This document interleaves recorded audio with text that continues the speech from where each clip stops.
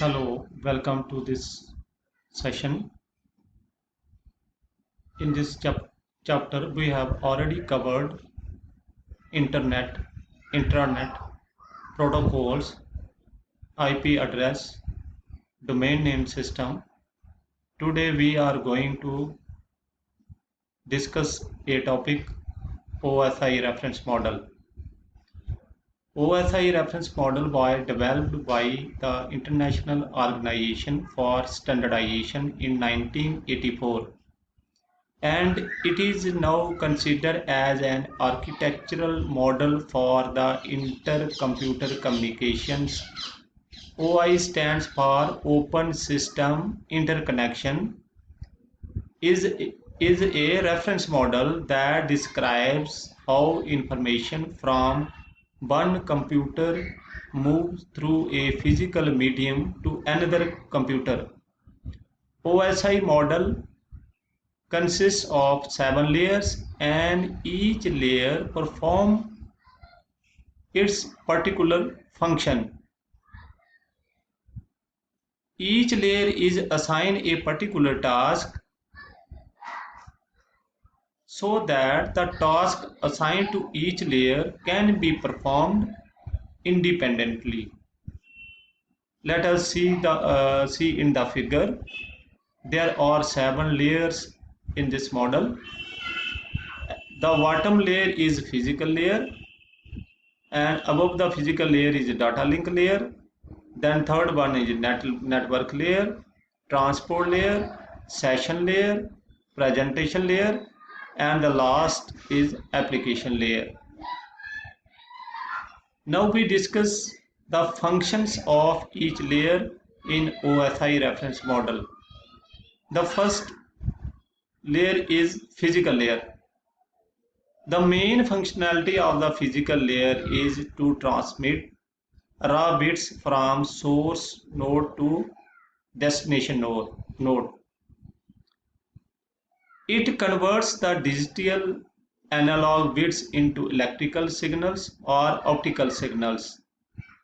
This layer also establishes, maintains, and deactivates the physical connection. It specifies the mechanical, electrical, and procedural network interface specification. This layer deals with the physical functionality of the system. The second layer is data link layer. This layer is above the physical layer. The data link layer translates the physical raw bits stream into packets known as frames. The second function is of this layer is to add a header to the frame that contains destination address. Flow control is the main functionality of data link layer. It is the technique through which the constant data rate is maintained on both sides. Generally, we see that server is a fast device and client or customer is slow device. So the to maintain a constant rate between server and client, this layer plays important role. Another function is error control of the data link layer. If there is some error in transmitting the data, so this layer can rectify. Transmitting and receiving data frames sequentially is managed by this layer. The third layer is network layer. Network layer deals with the functionality of the network while transferring data from one machine to another. And internet working is the main responsibility of the network layer. It provides a logical connection between different devices. A network layer adds the source and destination address to the header of the frame.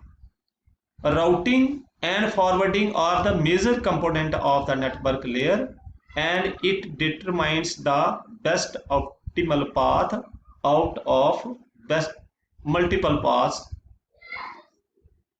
It also provides techniques for congestion control on the network.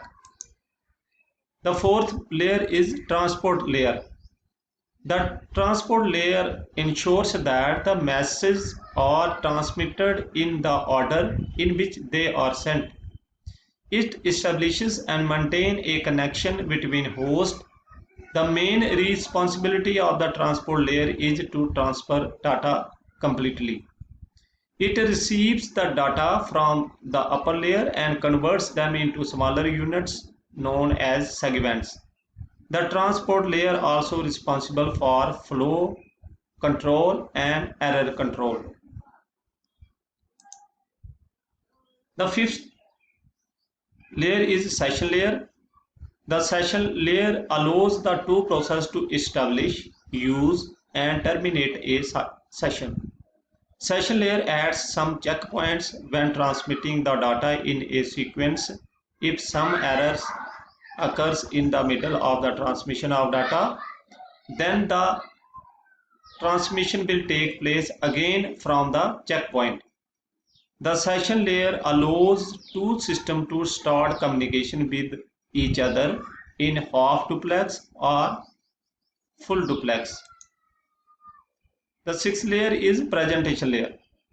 Presentation layer takes care that the data is sent in such a way that the receiver will understand the information and will be able to use the data. A presentation layer is mainly concerned with the syntax and semantics of the information exchange between two systems. It performs data compression, data encryption, and data conversation, etc.